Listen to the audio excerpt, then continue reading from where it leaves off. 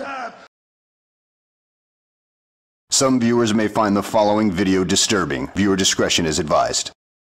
Hey, we're back! All flash. No substance. Alright guys, and today's top 5 is the top 5 religious horror films, which is a kind of a leading, guiding thing for Halloween that we do every year. We have top 5s that involve something that deals with Halloween themes, and this one's a doozy. How do you feel about this top 5? You know what? I'm not a big fan of horror films. I know. Why are you on the top 5? I know. I'm the person that gets scared and goes see movies, and I'm just like, I don't even want to look at the screen. When we saw The Nun. Were you hiding during The Nun? I was underneath your arms. You don't remember. I mean, you're always there. I was cowering underneath. But anytime I would get nervous or scared or apprehensive of what's going to happen next, I would look off to the right, to the left, and see the guys, the security with the night vision cameras, and they'd be like, okay, this is just a movie. Okay. I get brought into movies, even if they're crappy. The reason why we have him on the show is actually because he is our foremost religious person. I don't know. You're our expert. You're our religious expert. I don't know if I'm the expert in religion, but I did study theology. There you go. So that makes you the foremost expert on amongst these yahoos, yeah.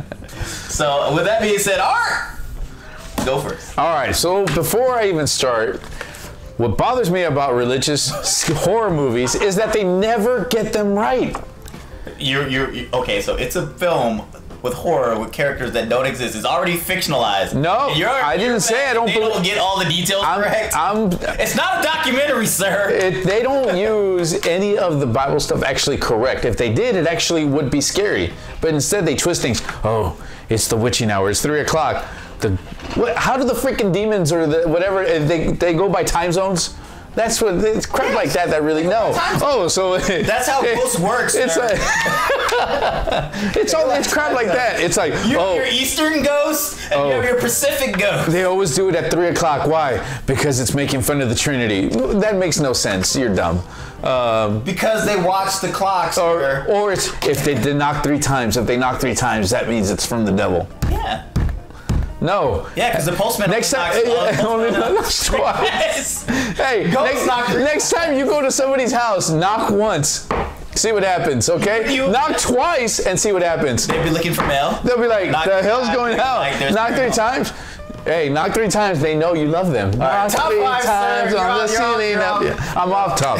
I'm off base here. No, I'm not, guys. Back me up here. Do your homework. Make it scary. No.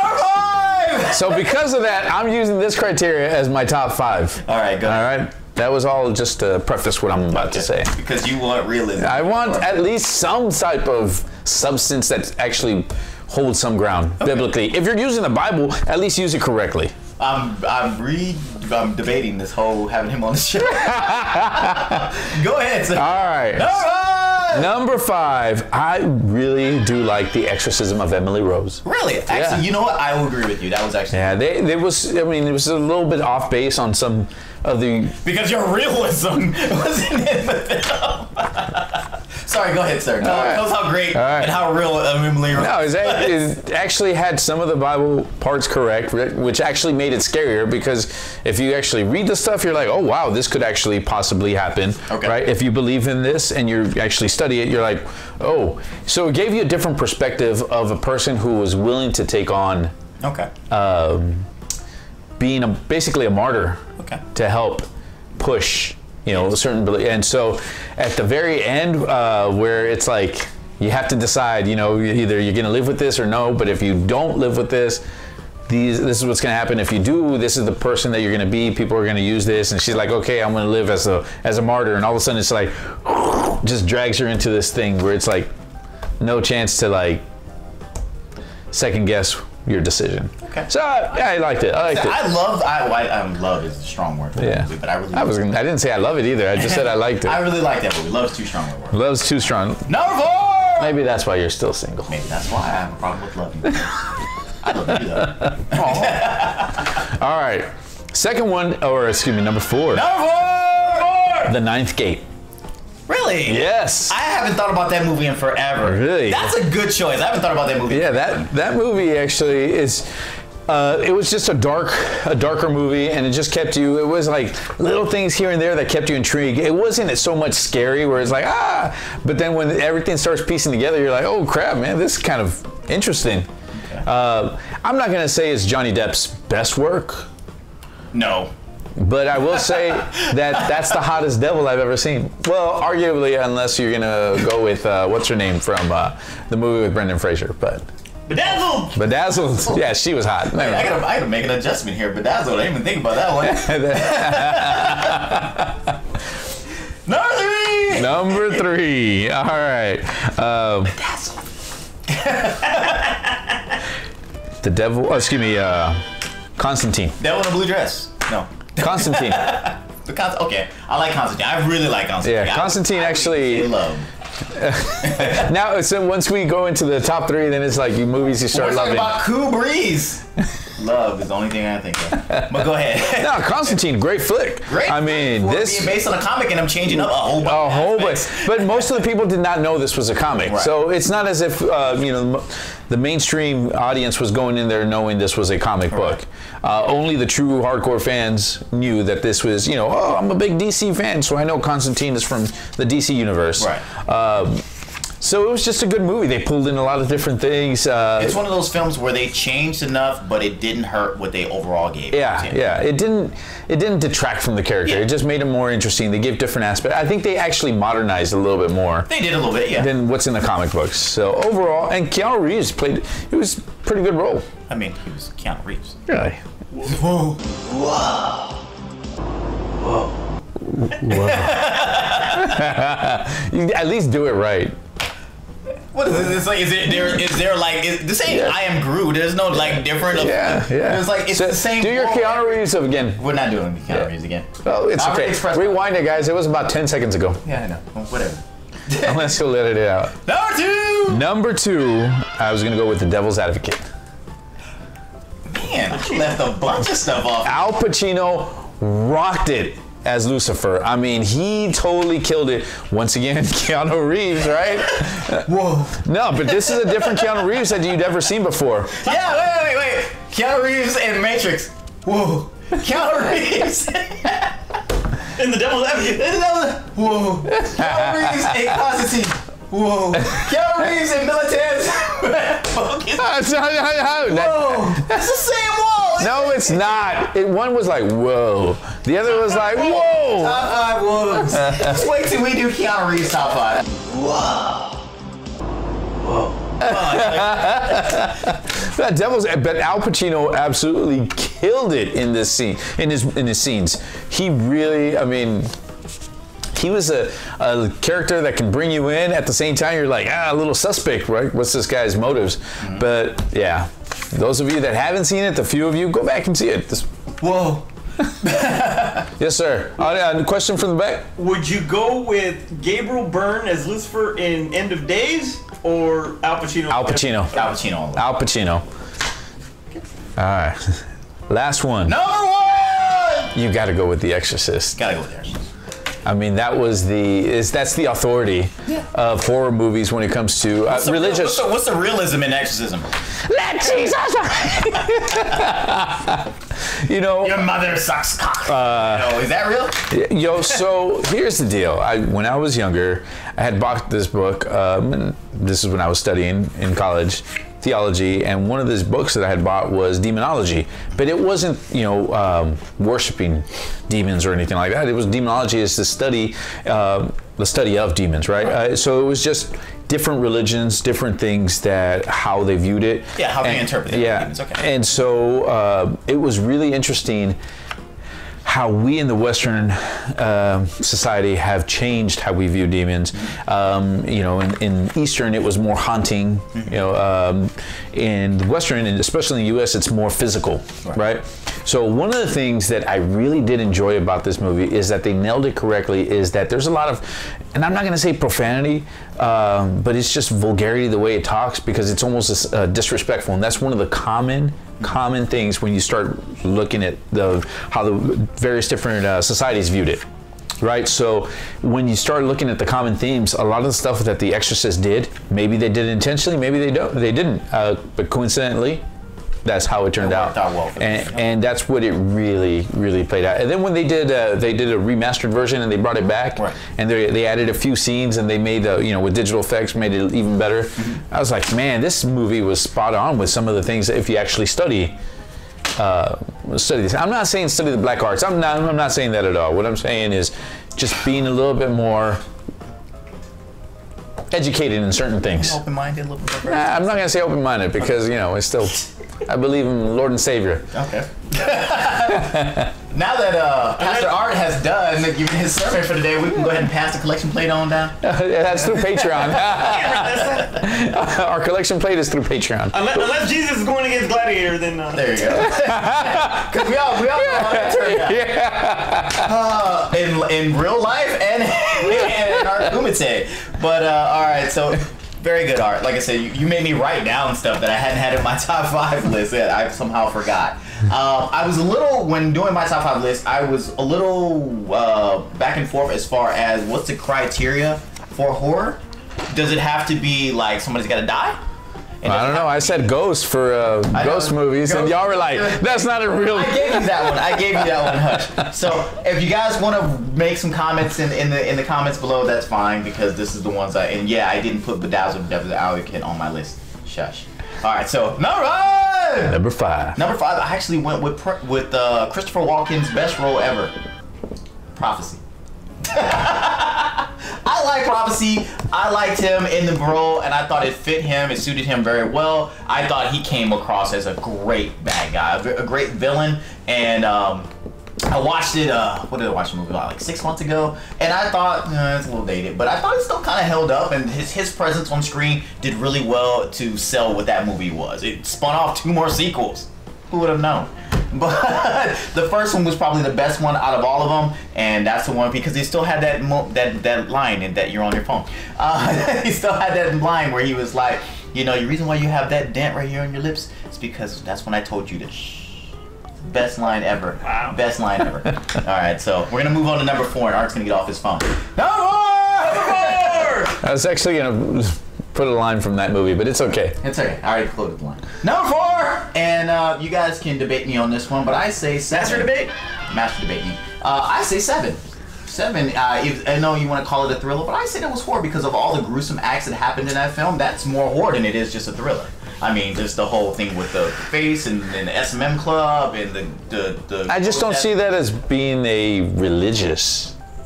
It's based on the 7 sins. I know, but it was like they actually did nothing religious about it. It was just like based on the 7 deadly.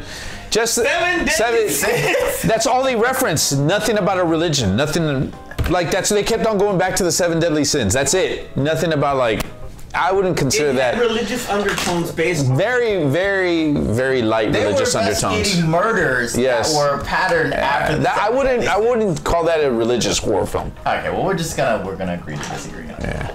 Pastor Art has already made his decision. All right, so, number 3. I also went Constantine. I actually love Constantine. I can't speak. Yeah, I don't know why you don't like Constantine, hater. Right. Constantine's a great film, and it was like if he came out with a Constantine 2, I'd be right there in line. Cause I was hoping they were gonna make a sequel. Yeah, there's like somebody. There was talks about it. John Wick. And it'd be John Constantine. It'd be double the woes. There you go. One of those two. Or Constantine Wick. Well, Constantine Wick. Something. I don't know. Cross it over. Figure it out. Whoa. Figure it out. Double woes going on at the exact same time. Number 2. Here's another one where it's just kind of blurred the lines, and it was Frailty. Great movie. I didn't even think about that one. See, there you go. That's my one-up to Devil's Advocate right there. I went Frailty. Frailty's a great movie, and the twist at the end was the best part of this whole movie. And I mean, the killer look. If you haven't seen Frailty, I shouldn't have to explain Frailty to you. Get out there and watch Frailty, because if I explain to you, I'm just gonna ruin what was all in the movie. You have to watch Frailty. It was a great movie. How do you explain that movie without giving it away? Go see it. Go see it. So that brings me to my number 1, and this is like we really got to guess on this one. I don't know. Tell me. Number 1. Don't leave me. Exorcist. Exorcist. I'm gonna go Exorcist for the exact same thing that Pastor Art said. The realism that went on in this film. I mean, from her, you know, bending over backwards, walking over there, and cursing out the reverends or cursing out the priests that were there, and realism. Everything that went on, even though the story was changed from the original event that happened, where it was a boy versus it being a girl. But Linda Blair, I think she did a good job. No. Child actors don't do really well. They give them small parts, so that way it doesn't really show that how that little kids can't act. Yeah. But Linda Blair, great job. Well, see, usually with little kids, they give them like a cute role, or you know, it's like say this line, say this one cute line, and or say this one scary line, and that's it. That's all that they. I see that, people. Yeah. That's all you really. That's what the only line you remember. They're here. There you go. Yeah, but she did a great job, and like I said, and outside, try not to kind of double back to what you had said, but like she was the other standout part of that movie. Outside of the realism. Yeah. Honorable mention, sir. All right, The Conjuring. Really? I didn't put The Conjuring down here. I don't think he's seen these movies. What you call this below? The Conjuring, and I was trying to remember the name of the other one. I just completely forgot the one that. The Nun? No. The Nun. No, the one about the doll. Annabelle. Let's just name all James Wan's films, since we have a top 5 that talks about how great James Wan is. If you haven't seen it, go watch it, and then come back. Pause it, go back, then come back and rewatch it. Right. Annabelle was a good film, you know. Annabelle Creations. That wait. I'm sorry. What was the religious part of Annabelle? That was just because it wasn't. Do it to the demon. Yeah. Wait. 7 doesn't count, but that does? It's not in my top 5. That's why it's an honorable mention. All right, fine. You win this battle. And the religion was actually Satanism, cult. Yeah, it's religion. Anyway, but it wasn't my top 5 like you. So that's why. My honorable mentions. Demi Moore, Seven Son. Devil, which was underrated. I think Devil was really underrated. Yeah. Not good enough to be top 5, but it is an underrated movie. Yeah, it's one of those films that like that. It's still been shown on TV. Come on, man. Rosemary's Baby, because I figured we weren't gonna go back that far. Well, no. Here's the deal about Rosemary's Baby, and I thought about even honorable mention, but it led you up, and you're waiting for something to happen, and then at the very end, you get like, it was a blip. But it didn't even build up that much anticipation like the other one. It's just, and no, at the end of the day, it didn't even make my honorable mention. All right, The Omen. Come on. How do you not have that in your top 5? Because you're not on the show. You know what? It's at some point. Because he's not on the show. At some points, The Omen is boring. You start falling asleep, and so Shush. And then I also wanted to include some of the newer stuff. The Witch. And that was because, you know, they were Puritans, and like he was believed that. Man, The Witch got me. I was so nervous watching this movie. I get apprehensive when I start. I'm like, oh crap. I was there with my wife and my stepson, and I was like, man, I was so nervous, and I kept on waiting for something to happen. It's off in the end. No, it doesn't. It does. No, it doesn't. Spoiler alert. Spoiler alert. She gets naked, dances in the woods with other people, and she floats away. It pays off in the end. Black Bart starts talking to her. And my last 2 is Bedazzled and Devil's Advocate. Well, why Bedazzled? How about Oh God, You Devil? Oh God, You Devil. Dang! Now we're going. No. All right, take us home. All right, guys. Hey, tell us what your top 5 are. Maybe there's a few movies we missed. Maybe there's a different ranking. Bedazzled, Devil's Advocate, All right, don't forget to follow us, like us, do all that good stuff to us. All right, and make sure you guys, if you want to help the channel grow, or if you're in a position where you can help the channel when we pass the offering plate. When we pass the offering plate by via Patreon. And Patreon offering plate. Patreon.com/good, so that way you can help us get better. You know what? If you're watching the show, do me a favor, stand up, because it's easier to dig in your pockets and pull out some change to donate. It is. It is very easy. So, with Manny Aspen over there, Manny Aspen's asleep. Manny Aspen over there on the couch. I'm Terrence. I'm Art. And then they just deleted the entire. And they're like, you know what? You know what? We can't argue with actual logic. Damn it, you're too damn smart. Yes. That's why your name's Cherries. See, I got a bunch of cherries. Yeah, I got a bunch of cherries. Eat them all the time. Okay.